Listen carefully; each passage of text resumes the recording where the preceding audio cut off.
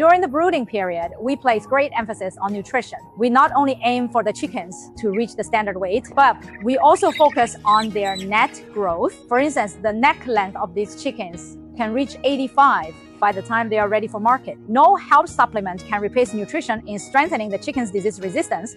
So when pursuing nutrition, we understand that providing 60-day-old pullets is actually the foundation for high egg production. Only by solidifying this foundation can we achieve optimal performance potential during the subsequent growing period and the laying phase.